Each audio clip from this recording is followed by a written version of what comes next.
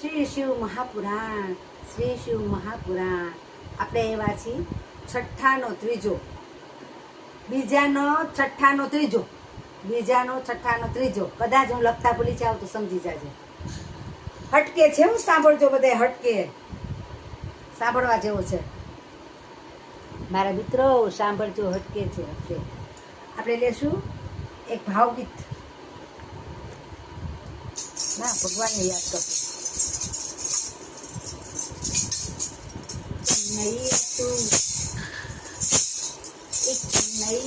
મારે ઘરે આવ, મારું ઘર પેલું છે. એક નૈયા તું મારે ઘરે આવ, મારું ઘર પેલું છે. ઉપર લખ્યા, ઉપર લખ્યા પુરુષોત્તમ ના નામ, મારું ઘર પેલું છે. મારે ઘરે ઘરમાં બિરાજે, મારે ઘરે ઘરમાં બિરાજે. જરજ એ જરજ પુરુષો અમની પૂજા થાય, મારું ઘર પેલું છે. એક કનૈયા તું, કનૈયા તું મારે ઘરે આવ, મારું ઘર પેલું છે. એ રોજ રોજ છપ્પન ભોગ ધરાય, મારું ઘર પેલું છે. એ આવ્યા આવ્યા આવ્યા, અરે વાલો આવ્યો આવ્યો, પુરુષોત્તમ ભગવાન આવ્યા. ગો રાની ગો, પૂજી પૂજી પૂજી, પુરુષોત્તમમાં નવા સ્નાન કરવા ગયા, જા જા જા.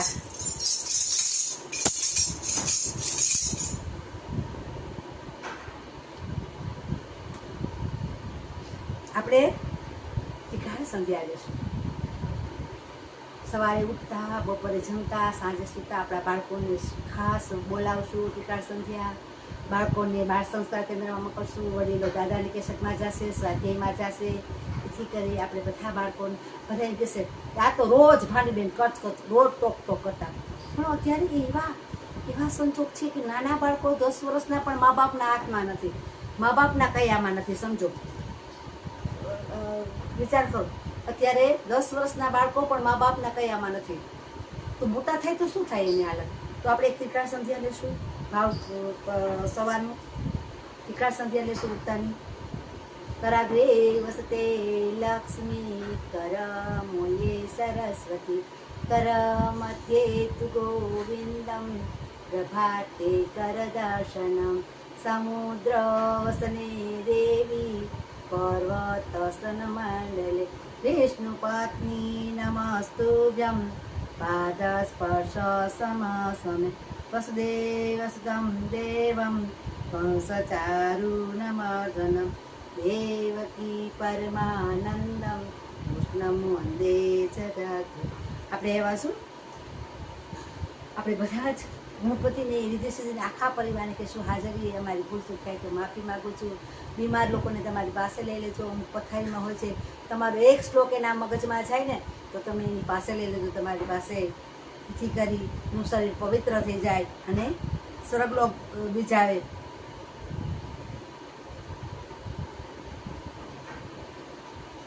તે જ પુરુષ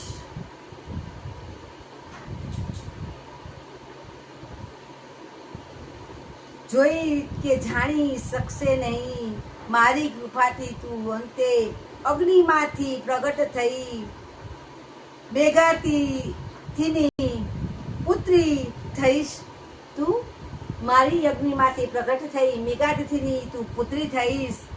તારા મનમાં જે પુરુષને પામવાની ઈચ્છા છે કરી અને તેનું ચિંતન કરતા કરતા તે જ પુરુષ તને પતિ તરીકે વરસે.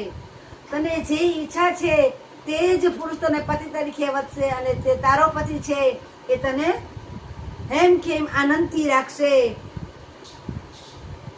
હે સંધ્યા, તે આ પર્વત પર 4 યુગની તપસ્યા કરી છે. હે સંધ્યા,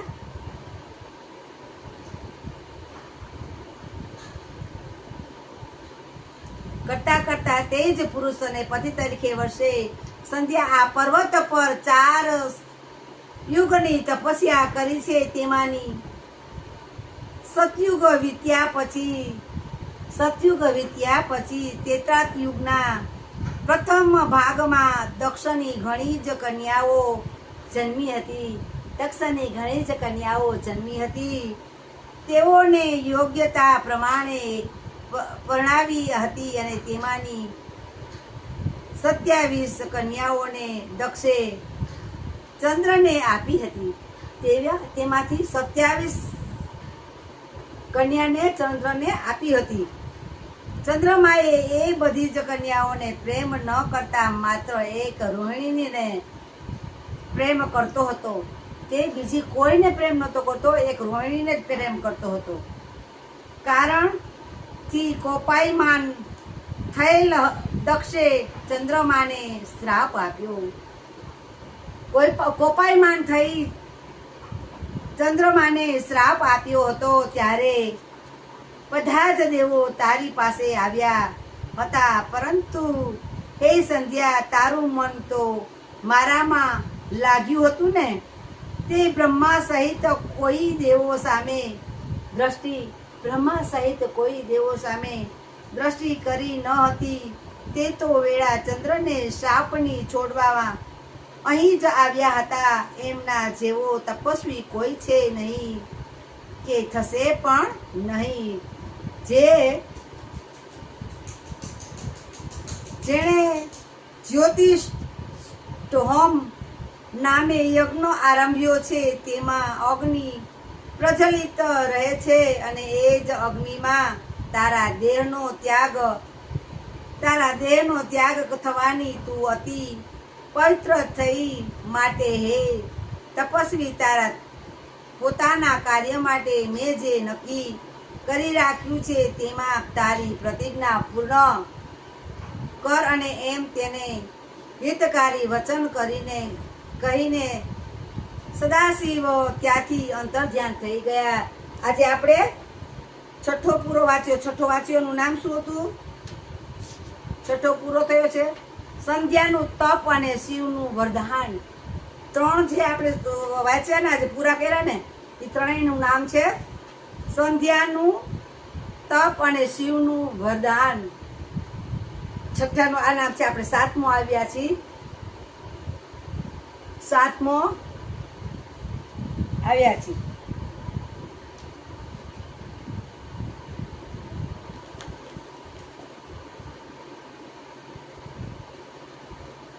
લાઈક કરજો, શેર કરજો, સબસ્ક્રાઈબ કરજો. અને જો આમાં કેવું સરસ સંધ્યાનું કહે છે. સંધ્યાએ તપ કરીને એને જે જોઈતું હતું એ માંગી લીધું. એને પોતા માટે તો માંગ્યું, પણ બીજા માટે પણ માંગ્યું. બીજાનું પણ એને સારું કર્યું. એમ કેવું સરસ. આપણે તો જો યાદ ના રહીએ. તમે જેને યાદ વાંચશે ને, હું કદાચ સાંભળશે ને, તો એને યાદ રહી જશે કે જો ભગવાન પાસે આપણે જે માગીએ છીએ ને. એક માજી હતા. માજી રોજ કહેતા ઉઠે એટલે, હે ભગવાન, મને તારી પાસે લઈ લે, મારે તારી પાસે આવવું છે. આ સંસારમાં શું છે? જીવીને શું કામ છે? તું મને તારી પાસે લઈ લે.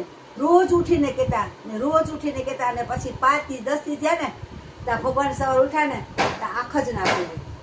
રામ બોલો ભાઈ રામ, રામ બોલો ભાઈ રામ. ભગવાન કહે છે તમે જેવું માગો એવું તમને મળે. તમે જેવું, તમારું દિલ ચોખ્ખું હોવું જોઈએ, દિલ સાફ હોવું જોઈએ.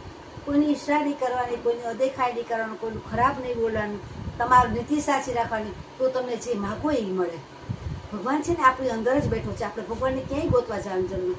આપણે એમ કહીએ પણ ભગવાન આપણી અંદર જ બેઠો છે. ડગલે ને પગલે તમે યાદ કરો જાઓ તો રાધે કૃષ્ણ, રાધે કૃષ્ણ, રાધે કૃષ્ણ. જો ભગવાન શું કહે છે, તું જા તો પેલા તારે મારા પત્નીને યાદ કરવાની, પછી મને યાદ કરવાની. કારણ કે ભગવાને છે ને હરેકના હૃદયમાં વસેલો છે. કણે કણમાં એનો વાસ છે. જો એ ના હોય તો આપણે સવારે ઉઠી પણ ના શકીએ. આપણામાં ના હોય તો આપણે એને ડગલું પણ ભરી ના શકીએ. પણ આપણી આંખ પણ ના ઉઘડે. જો એ આપણી અંદર બેઠો છે તો આપણે બહાર જઈ શકીએ છીએ, સવારે ઉઠીએ છીએ, આપણે જમાડે છે, ભૂખો સુવડાવતો નથી, ઉઠતા હોય ખાવાનું આપે છે, બધું જ કરે છે, પણ આપણને ભૂખો સુવડાવતો નથી.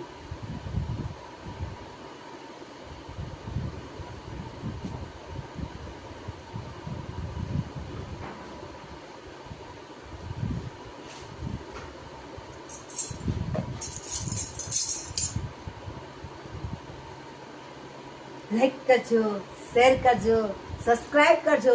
તમારા મિત્રો, બાળકો બાળ સંસ્કાર કેન્દ્રમાં, દાદાના કેસેટમાં, દાદાના સ્વાધ્યાયમાં જાજો. ઉથી કરી સારા વિચાર, સારા સંસ્કાર બાળકોને મળે, આવી મારી તમને ભાવના છે. મારા મિત્રોને અને બાળકોને તમને ખાસ વિનંતી છે. લાઈક કરજો, શેર કરજો.